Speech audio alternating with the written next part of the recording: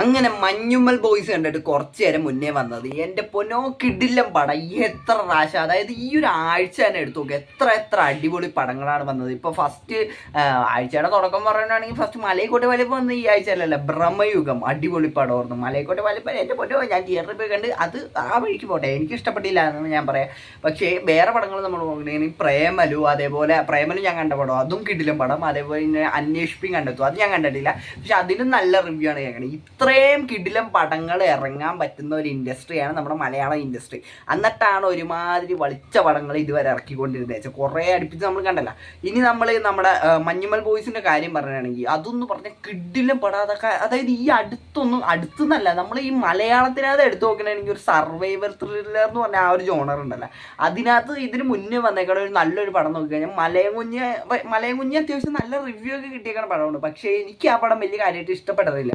അതിൽ എനിക്കെന്തോ ഭയങ്കര പറയാൻ മാത്രമുള്ള ഭയങ്കര സംഭവമായിട്ടൊന്നും എനിക്ക് ആ പടം തോന്നിയിട്ടില്ല. പക്ഷെ ഇതങ്ങനെയല്ല, ഇത് എൻ്റെ പൊന്നോ മൊത്തത്തിലൊരു പാക്കേജ് എന്നൊക്കെ പറയില്ലേ, ഇതെന്ന് പറയുന്നത് ഭയങ്കര കോമഡി പടമാണെന്നും ഒന്നും പ്രതീക്ഷിച്ചിട്ട് ആരും അങ്ങോട്ട് പോകരുത്.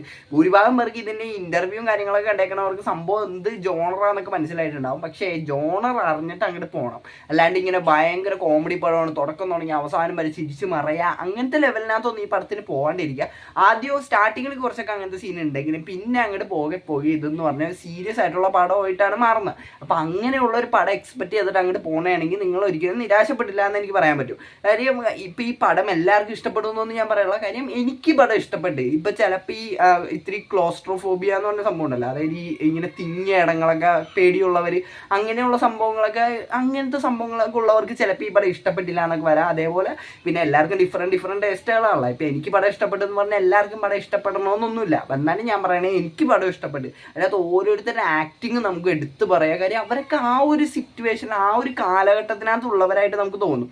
അതേപോലെ അവരുടെ ഓരോ ഇപ്പോൾ ശ്രീനാഥ് വാസിയാണെങ്കിലും ശ്രീനാഥ് വാസിനെയൊക്കെ എടുത്ത് പറയാനുണ്ടോ. കാര്യം ആ ഒരു ചില സീനൊക്കെ ഉണ്ട്, അത് ഞാൻ പറയാനുള്ള കാര്യം പറഞ്ഞു കഴിഞ്ഞാൽ സ്പോയിലറായി പോകും. പിന്നെ ആ ഒരു ഗ്യാങ് നമുക്കറിയാമല്ലോ, അതായത് ഈ ആ ഒരു നമ്മുടെ സൗബിനൊക്കെ ഉള്ള ആ ഒരു ഗ്യാങ് എന്ന് പറഞ്ഞാൽ അവരുടെ മുന്നത്തെ പടങ്ങളൊക്കെ എടുത്തു നോക്കിയാലും ആ ഒരു സെയിം ഒരു വൈബിനകത്ത് തന്നെയാണ് സംഭവം പോണത്. അപ്പോൾ അതും നല്ല കിഡിലനായിട്ട് തന്നെ ഇവർ ചെയ്തിട്ടുണ്ട്. പിന്നെ എടുത്ത് പറയേണ്ട ഒരാളെന്ന് പറഞ്ഞാൽ സുഷിൻ ശ്യാമാണ്.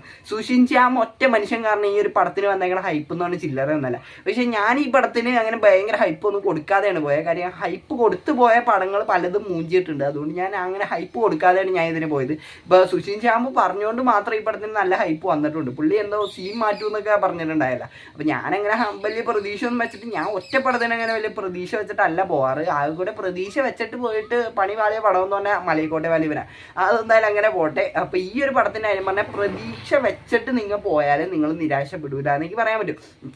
ഇപ്പം ഇതേപോലത്തെ പടങ്ങളൊക്കെ ഇഷ്ടപ്പെടുന്ന ആൾക്കാരാണ് നിങ്ങളെങ്കിൽ, അതായത് ഇപ്പോൾ ഹോളിവുഡിനകത്തൊക്കെ ഇതേപോലത്തെ പടങ്ങളൊക്കെ കണ്ട് അതായത് സർവൈവൽ ത്രില്ലേഴ്സൊക്കെ ഇഷ്ടപ്പെടുന്ന ആളാണെങ്കിൽ നിങ്ങൾക്കൊക്കെ ഒരുപാട്, അതായത് കുറേയും കൂടി ഇഷ്ടപ്പെടാൻ സാധ്യതയുണ്ട്. ഒരു മലയാളം പടം എന്നുള്ളതിനേക്കാൾ ഉപരി കുറേയും കൂടെ നിങ്ങൾക്ക് ഇഷ്ടപ്പെടാനായിട്ട് അതൊരു ഇന്ത്യൻ പടം എന്നൊക്കെ നമുക്ക് വേണമെങ്കിൽ എടുത്തു നോക്കാൻ പറ്റിയൊരു, ഇന്ത്യയിനകത്ത് തന്നെ ഇങ്ങനത്തെ ഒരു പടം വന്നിട്ടുണ്ടാകുന്ന തന്നെ എനിക്ക് സംശയമാണ്. ഇത്രയും അടിപൊളിയായിട്ട് ഡെലിവറി ചെയ്തിട്ടൊരു പടം വന്നിട്ടുണ്ടാകുന്ന തന്നെ എനിക്ക് സംശയം. പിന്നെ പറയേണ്ട ഒരു കാര്യം, ഈ ആഴ്ച ഇത്രയും പടം ഇറങ്ങിയത് കൊണ്ട് തന്നെ എങ്ങനെയാണ് ഒരു മനുഷ്യൻ തിയേറ്ററിലേക്ക് പോകുമ്പോഴത്തേക്ക് പോക്കറ്റ് കയറണതാണ്. ഇപ്പം ഇതിന് തന്നെ ടിക്കറ്റ് എടുക്കാൻ പോലും കാശില്ലാത്തതുകൊണ്ട് കൂട്ടുകാരന്മാരെ നിന്ന് കാശ് മേടിച്ചിട്ടാണ് പോയത്. അപ്പോൾ അങ്ങനത്തെ ഈ നല്ല പടങ്ങൾ ഇറക്കണമെന്നും പറഞ്ഞ് ഇങ്ങനെ അടുപ്പിച്ചിറക്കി കഴിഞ്ഞാൽ എങ്ങനെ എല്ലാ പടവും തിയേറ്ററിൽ പോയി കാണാനാണ്. ഞാൻ ഈ ഒരു മഞ്ഞുമ്മൽ ബോയ്സ് OTT കാണാമെന്നൊക്കെ ആയിരുന്നു പടം ഇറങ്ങുന്നതിന് മുമ്പ് പ്ലാൻ ഇട്ടേണ്ടിരുന്നത്. പക്ഷെ പടം ഇറങ്ങി കഴിഞ്ഞപ്പോഴത്തേക്ക് എനിക്ക് കാണാണ്ടിരിക്കാൻ മനസ്സ് തോന്നില്ല. കാര്യം തിയേറ്ററിൽ പോയി കാണണമെന്ന് എന്തോ എൻ്റെ ഉള്ളിൽ നിന്ന് പറഞ്ഞ അവസാനം ഞാൻ എങ്ങനെയെങ്കിലും പോയി കണ്ട്.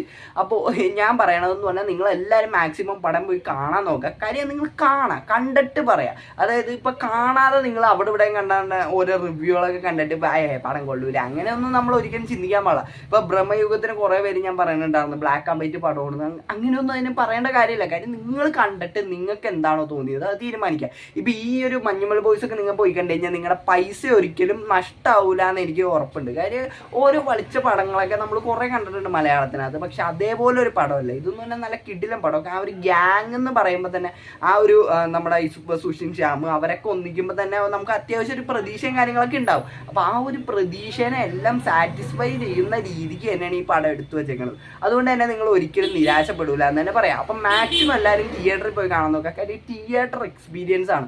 ആ ഒരു സർവൈവ് ചെയ്യാനായിട്ട് അവർ പെടുന്ന ആ ഒരു പാടും ആ ഒരു കാര്യങ്ങളൊക്കെ എൻ്റെ പൊന്നോ അതൊക്കെ എടുത്ത് വെച്ചേക്കണതാണ്. അപ്പം എല്ലാവരും മാക്സിമം തിയേറ്ററിൽ പോയി കാണാൻ നോക്കുക. അപ്പോൾ കണ്ടു കഴിഞ്ഞിട്ട് പറയാം. അപ്പോൾ എനിക്ക് അത്ര തന്നെ ഇതിനകത്ത് പറയാനുള്ളൂ. അപ്പോൾ വീഡിയോ ഇഷ്ടപ്പെട്ടാൽ മാത്രം എല്ലാവരും സബ്സ്ക്രൈബ് ചെയ്യുക. എല്ലാവർക്കും അടുത്തൊരു വീഡിയോ കാണുന്നവർക്ക് tata bye bye. See U.